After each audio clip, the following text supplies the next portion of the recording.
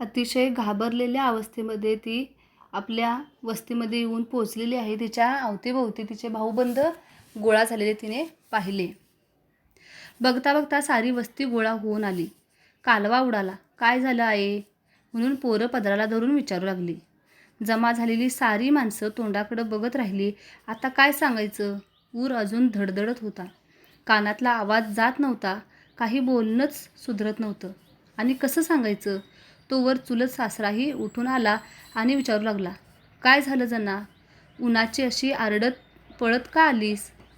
बघा, अतिशय घाबरलेल्या मनस्थितीमध्ये तिनं आपली वस्ती गाठली होती. आणि त्यावेळी काय केलेलं आहे की भाऊबंदातील सर्व लोक गोळा झालेले आहेत. तिची मुलं तिला विचारत होती की आई काय झालं? प्रत्येकजण तिला विचारत होते, पण त्यांना सांगायचं तरी काय? आणि तेवढ्याच काय झालेलं आहे बघा की तिचे सासरे देखील तिथं आले आणि त्यांनी विचारले की अशा एवढ्या उन्हाची तू अशी आरडत पळत का आलीस? म्हणून तिने प्रश्न त्यांनी केलेला आहे. बघा, धाप लागलेला ऊर तिला धड बोलू देत नव्हता. म्हणजे बघा, एक तर भीती, आणखी ती अतिशय सुसाट अशी पळत आलेली होती. आणि त्यामुळे तिचं बघा अजून देखील छातीमध्ये धडधड होती. आणि ही उरातली धडधड तिला सरळ बोलूही देत नव्हती. म्हणजे इतका तिला दम लागलेला होता. घडला प्रसंग कसाबसा तिनं वर्णन केला आणि लोकांच्या तोंडाकडे बघत ती गप्पच बसून राहिली. ते ऐकून सारी वस्ती भ्याल्यागत झाली. भ्याच पडलं.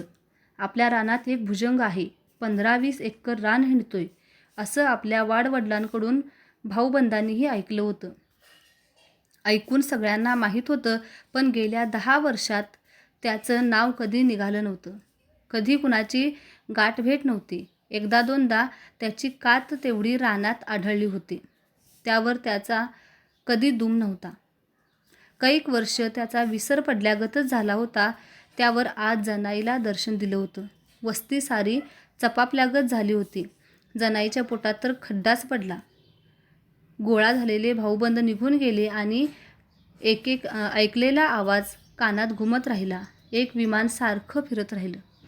बघा, अतिशय कठीण प्रसंग तिच्यावर ओढवला होता. आणखी भाऊबंद देखील गोळा झाले. त्यांनी तिच्या सासऱ्यांनी वगैरे तिला विचारले की बाबा तू एवढ्या उन्हाचं असं आरडत ओरडत का आलीस?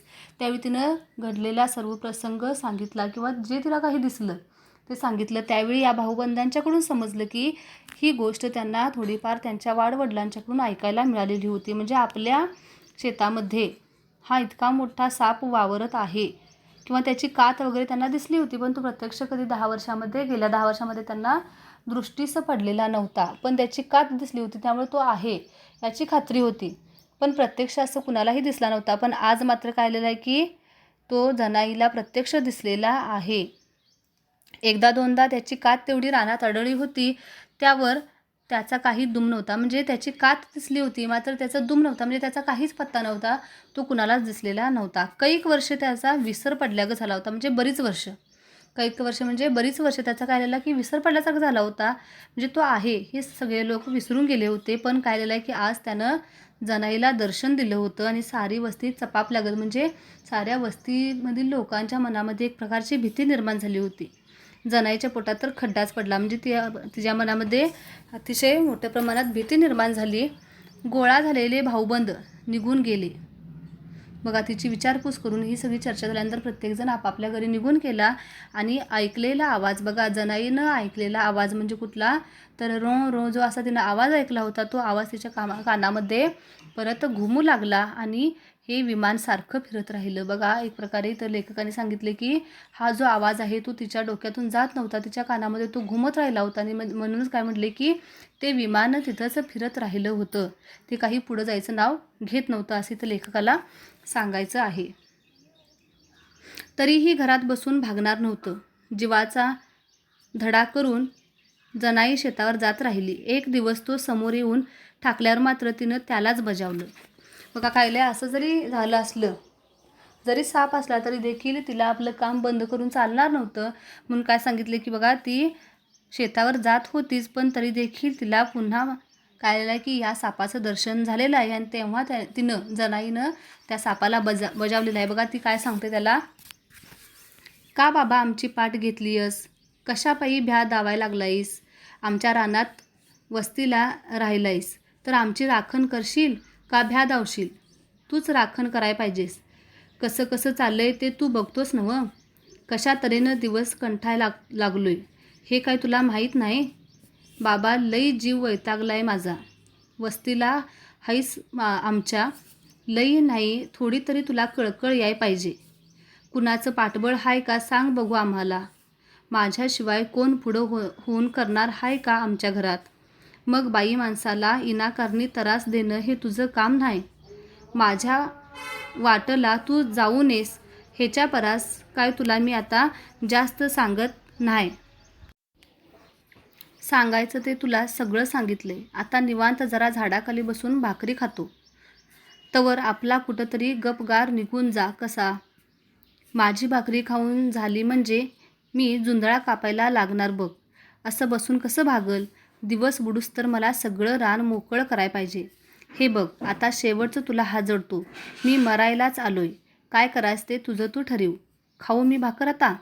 मग अशा प्रकारे तिनं काय केलेली की त्या समोर आलेल्या सापाला आपली परिस्थिती सांगून टाकलेली आहे. आता तिच्या या बोलण्यावर लक्षात येतं की तिच्या पाठीमागं म्हणजे तिचा जो नवरा आहे तो नसणार आहे. ती एकटीच असणार आहे. तिच्या मुलाबाळांचा सांभाळ करणं किंवा आपला संसार व्यवस्थित चालवणं किंवा संसाराचं जे रहाटगाडगं आहे ते चालवणं हे फक्त तिच्याच हातात आहे आणि तिला कष्ट केल्याशिवाय पर्याय नाही असं ती त्या सापाला सांगण्याचा प्रयत्न करत आहे. आणि त्याचवेळी तिला सांगते की मी कष्ट केल्याशिवाय माझं काहीही चालणार नाही. त्यामुळे तू काय कर की आम्हाला त्रास देऊ नको. आणि जर आमच्या या वावरामध्ये तू राहतोस तर तू काय केलं पाहिजे तर आम्हाला पाठबळ दिलं पाहिजे. आम्हाला एक प्रकारचा धीर दिला पाहिजे. तर तू काय करतोयस तर आम्हालाच घाबरवण्याचं काम करतो आहेस. आणि ते तू काय कर बंद कर आणि अशा प्रकारे आम्हाला एक प्रकारचं साथ दे असं ती त्याला सांगते. कारण आमच्यामध्ये पुढं होऊन करणार असं कोणीच नाही. मलाच सगळं बघायला पाहिजे. मी बाई माणूस असून काय करते की हे सगळं काम करण्याचा प्रयत्न करते किंवा करत आहे. मी काबाड कष्ट करत आहे. त्यामुळे तू काय कर मला तू भीती दाखवू नको किंवा तुझं एक प्रकारे मला तू मदत कर असं तिला सांगायचं आहे. म्हणजे मला भीती न दाखवता माझ्या कष्टामध्ये तू बाधा आणू नको. मला भीती दाखवून तू माझे कष्टामध्ये बाधा आणण्याचं कार्य करू नकोस असं ती त्याला पटवून सांगते. आणि हे सगळं सांगितल्यानंतर काय सांगते की बघा आता दिवस बुडूस तर काय करायचं आहे मला हे सगळं रान मोकळं करायचं आहे. त्यामुळं तू आता इथून गपगार निघून जा असं त्याला सांगते. आणि शेवटी सांगते बघा की मी आता तुला शेवटचा हात जोडते आणि मला आता मी मरायलाच आलो आहे.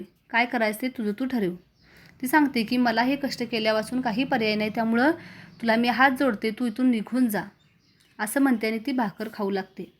परवानगी घेतल्यागत करून जनाई तिथनं हलली. बांधाच्या एका झाडाखाली सावलीला येऊन बसली. फडक्यातली भाकरी काढून हातावर घेतली आणि रानाकडं बघत निवांत घास मोडू लागली. तिथे 2 घटका बसून तिनं सावचित्तानं जेवण केलं. दोन्ही भाकरी तेवढ्या पोटात घातल्या.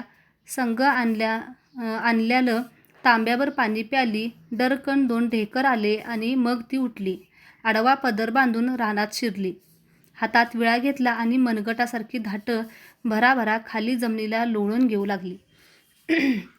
बघा तिनं सांगितलं त्याला की आता मला असं बसून चालणार नाही. जी जोंधळ्याची जी धाटं आहेत ती मला काय करायची आहेत कापायची आहे. कसं या पिकाची कापणी करायचं आहे आणि त्यामुळे तू इथून जा असं तिनं त्याला सांगितलेलं होतं. आणि ती काय केलेलं आहे असं म्हणतच तिनं तिथून उठलेली आहे. तिनं जी भाकरी आणली होती ती भाकरी तिनं खाल्लेली आहे. बघा ती निवांत बसून घास मोडू लागली आणि तिथं 2 घटका बसून तिनं काय केलेलं आहे सावचित्तानं जेवण केलं. सावचित्तानं म्हणजे शांतपणे तिनं बसून जेवण केलं.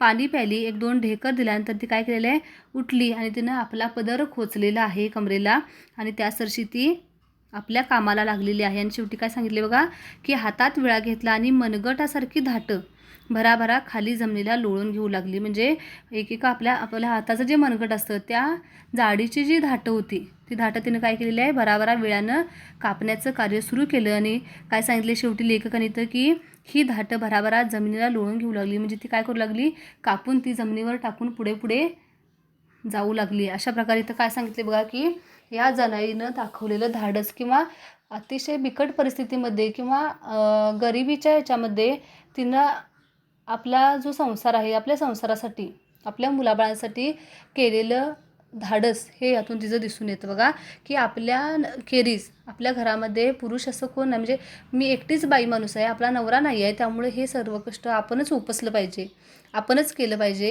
आणि हे धाडस आपल्याला कोणीही म्हणजे कोणी करणार नाही, पण हे मला केलं पाहिजे हे तिने इथं दाखवून दिलेलं आहे. मग अशा प्रकारे तिने काय केलेलं आहे, की आपल्या गरिबीच्या परिस्थितीत मेहनत केल्याशिवाय, कष्ट केल्याशिवाय पर्याय नाही, हे या धड्यावरून आपल्याला लक्षात येतं. अशा प्रकारे हा धडा शिकून संपलेला आहे. यावरील जो स्वाध्याय आहे, प्रश्न पहिला, दुसरा, तिसरा, नंतर चौथा, पाचवा, सहावा, हे सर्व सोडवायचे. नंतर सातवा बघा काय, या कथेचा सारांश तुमच्या भाषेत लिहा. हा सातवा प्रश्न लिहायचा आहे. नंतर आठवा प्रश्न बघा, पाठात आलेले भुजंगाचे बघा काय सांगितले, पाठात आलेले भुजंगाचे वर्ण तुम्ही वाचले आहे. एखादी गाय किंवा बैल तुमच्या समोरून जोरात पळत येत आहे अशी कल्पना करून त्याचे वर्ण तुमच्या शब्दात लिहा म्हणून सांगितले. तुम्ही काय करायचं आहे की हा प्रश्न सोडवायचा आहे. त्यानंतर खालील उतारा वाचा व त्यात आलेले वाक्यप्रचार व म्हणी शोधा. हे देखील तुम्ही हा खालचा उतारा वाचून त्यातले वाक्यप्रचार व म्हणी शोधायचे आहेत. आपण समजून घेऊया हे वाचायचं आहे. दोन्ही जे आहेत ते वाचायचं आहे बघा. आणि इथं संयोग चिन्हांचा वापर कसा केलेला आहे तिथं तुम्हाला थोडक्यात सांगण्याचा प्रयत्न केलेला आहे. अशा प्रकारे आपला धडा शिकून संपलेला आहे. काही शंका असेल तर तुम्ही मला कॉल करू शकता.